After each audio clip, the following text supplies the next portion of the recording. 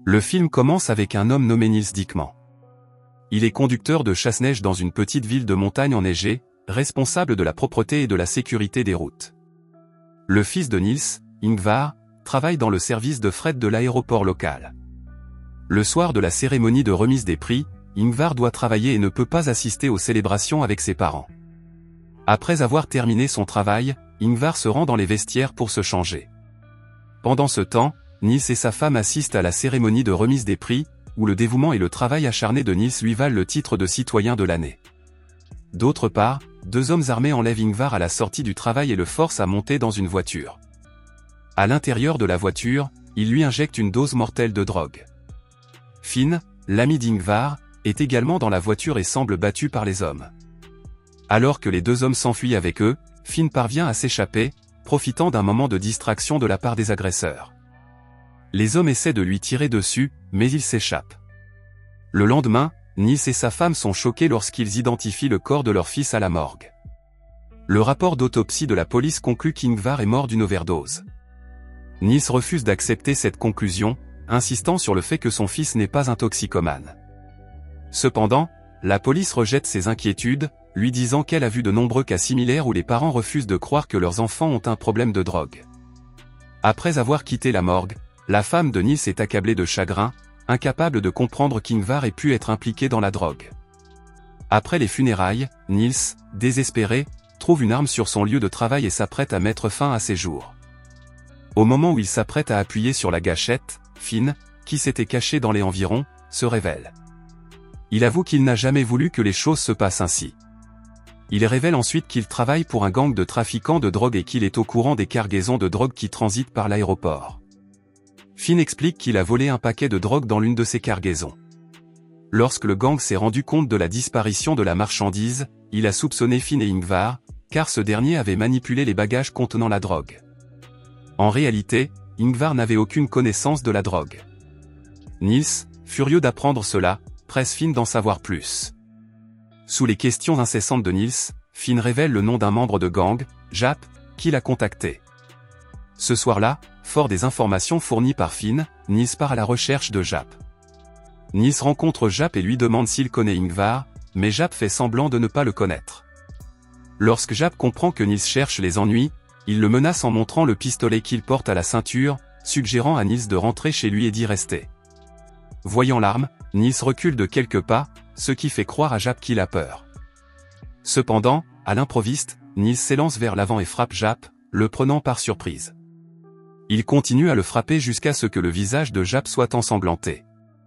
Finalement, désespéré, Jaap avoue que Ronaldo lui a ordonné de maquiller la mort d'Ingvar en overdose. Reconnaissant que Jaap n'est plus utile, Niels le tue et enveloppe son corps dans un mince filet métallique.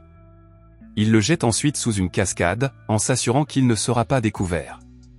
Ensuite, nous voyons un homme nommé Gravant qui se rend à son travail. Il aperçoit son fils Rune qui semble contrarié par quelque chose. Rune lui raconte qu'un garçon appelé Jonathan le harcèle à l'école. Gravant lui dit de le battre et de lui montrer ce que cela signifie de lui tenir tête. Pendant ce temps, l'un des hommes de Gravant lui apprend que Jaap a disparu et qu'il lui en veut d'avoir parlé à faire devant Rune. Pendant ce temps, Niels rentre chez lui et retrouve sa femme, mais celle-ci lui en veut d'avoir disparu de la sorte. Ce soir-là, Niels coupe le canon d'une arme longue dans son atelier. Il emmène ensuite l'arme modifiée à un endroit où Ronaldo se rend souvent. Lorsque Ronaldo arrive seul, Niels l'attaque, le prenant par surprise. Sous la menace de Niels, Ronaldo admet que l'ordre était de tuer Ingvar. Ronaldo révèle que Strike travaille à l'aéroport et qu'il est responsable de l'introduction de la drogue et du retrait de l'argent.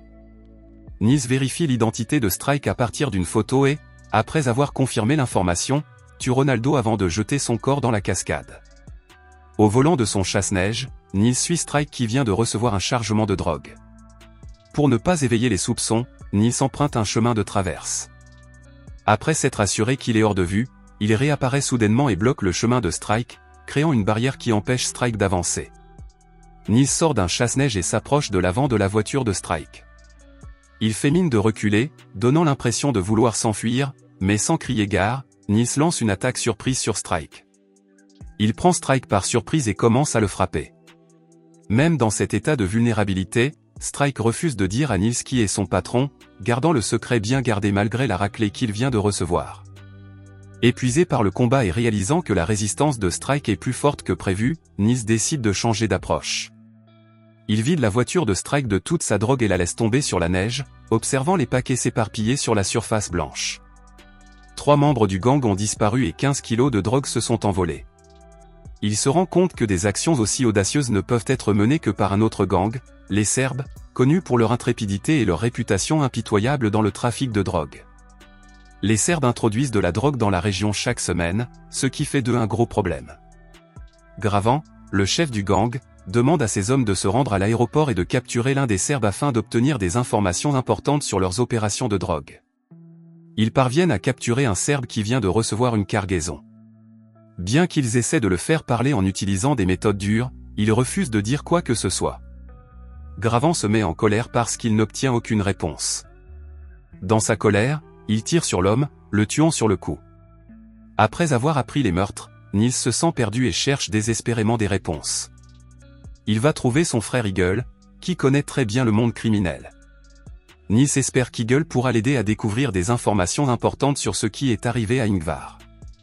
Après quelques recherches, il découvre que Gravan, le chef actuel du gang, est à l'origine de la mort d'Ingvar. Eagle connaît la puissance de Gravan et prévient Nils que même s'il a déjà tué 3 membres du gang, essayer de vaincre Gravan serait une grave erreur. Voyant qu'il ne peut pas faire changer Nils d'avis, Eagle décide à contre-ségur de l'aider à trouver un tueur à gages. Les deux travaillent ensemble pour collecter l'argent nécessaire pour payer ce travail dangereux. Cependant, après avoir reçu la récompense, le tueur à gages les trahit. Au lieu de faire ce pourquoi il a été engagé, il vend les informations de Nils à Gravan, les mettant tous les deux encore plus en danger. Après avoir reçu les informations qu'il recherchait, Gravan tue rapidement le tueur à gages pour régler les derniers détails. Peu après, les hommes de Gravan trouvent Eagle, qui se rend compte qu'il n'y a pas d'issue à cette situation. Acceptant son destin, Eagle décide d'assumer la responsabilité de tout, y compris la mort des 3 membres du gang tués par Nils. Eagle explique qu'il en veut depuis longtemps au père de Craven parce qu'il lui a pris sa femme. Eagle se sacrifie ainsi pour Nils et finit par mourir sous les coups de Gravan. Entre-temps, la police découvre le corps de l'homme serbe pendu à une pancarte sur les hauteurs. Ils ne comprennent pas la signification de cette mort ni ses implications, car l'homme tué par Gravan était le fils de Papa, le chef du gang serbe. Furieux et désemparé, Papa jure de se venger du meurtre de son fils. Il sait que cet acte déclenchera un conflit et est déterminé à faire payer Gravan pour ce qu'il a fait. Après avoir enterré son frère, Nils est rongé par le chagrin et la colère. Il décide que la meilleure façon de se venger est d'enlever le fils de Gravan.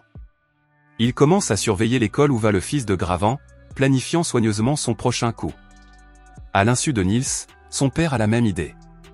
En colère après le meurtre de son propre fils, il s'en prend également au fils de Gravan pour le kidnapper.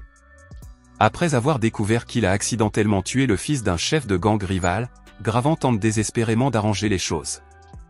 Il tente d'apaiser son père en lui envoyant la tête coupée d'un de ses subordonnés en guise d'offrande de paix, dans l'espoir de rejeter toute la responsabilité sur lui. Mais ce geste ne fait qu'attiser la colère de Papa. Se sentant méprisé et insulté, Papa rejette la tentative de Gravan de résoudre le conflit par une seule vie. Nils se déguise habilement en l'un des hommes de Gravan et parvient à attraper le fils de ce dernier avant que la bande de Papa ne puisse mettre son plan à exécution. Alors que Nils s'enfuit avec l'enfant, les subordonnés de Papa l'aperçoivent et se lancent immédiatement à la poursuite de sa camionnette, déterminés à récupérer le fils de Gravan. Au moment où la poursuite s'intensifie, un gros camion leur barre inopinément la route dans un virage. Depuis que sa femme l'a quitté sans lui dire au revoir, Nils vit seul. Pendant ce temps, Gravan est nerveux, attendant des nouvelles de son fils disparu. À ce moment-là, un gardien de l'école vend à Gravan des informations importantes pour 30 000 $. Il lui révèle qu'il a vu le nom de Dickman imprimé sur la camionnette qui a emmené le fils de Gravan. Ce nom frappe Gravan de plein fouet, car Dickman est le nom de famille de Nils, son ennemi. Il pense que la situation est soudainement devenue plus facile à gérer. Nils, quant à lui, appelle Gravan et lui demande de venir seul la nuit. Gravan, déterminé à retrouver son fils, retrouve l'adresse de Nils et se rend chez lui. Mais à son arrivée, il ne trouve personne. Les membres du gang, en quête de réponse, trouvent une photo de Nils sur son lieu de travail et se précipitent sur les lieux. À l'insu de Gravan, un de ses amis proches a discrètement informé papa de l'endroit où il se trouve. Le traître s'avère être l'un des subordonnés de Gravant, qui cherche à se venger de son ancien allié pour des raisons qui se sont accumulées au fil du temps. Alors qu'il est en voiture, un habitant informe Nils que quelqu'un a été repéré près de sa maison. Cette nouvelle provoque chez lui une vague de panique. Réalisant l'urgence de la situation, Nils se prépare rapidement à la confrontation à venir. Il est armé et prêt à se battre si nécessaire, mais lorsque les subordonnés de Gravant arrivent, ils sont trop rapides et trop habiles. Malgré le courage et l'empressement du garçon, il est facilement capturé sans qu'un seul coup de feu ne soit tiré. Alors que Gravant pense maîtriser la situation, Pop arrive avec pour mission de le tuer. Le chaos éclate, les trois hommes, Nils, Gravant et Papa, se battent pour leur fils. Au milieu de la bagarre, Gravant et Papa échangent des coups, se blessant au fur et à mesure que la tension monte. Au milieu du chaos, Nils aperçoit Gravant qui tente de s'enfuir en voiture. Saisissant l'occasion, il dirige la pelle à neige vers un arbre proche et le fait tomber, piégeant ainsi le véhicule de Gravant sur place. Dans un moment de désespoir, Papa tire sur Gravant et le tue. Il grimpe ensuite sur la pelle avec Nils et ils rentrent à la maison. Ils s'assoient ensemble, épuisés et vaincus, et réfléchissent aux circonstances tragiques dans lesquelles ils se trouvent. Chacun d'entre eux a perdu un enfant et ils restent assis en silence. Pendant ce temps, la police arrive et enquête sur la situation, et nous voyons Ron sain et sauf lorsqu'il est pris en charge par la police.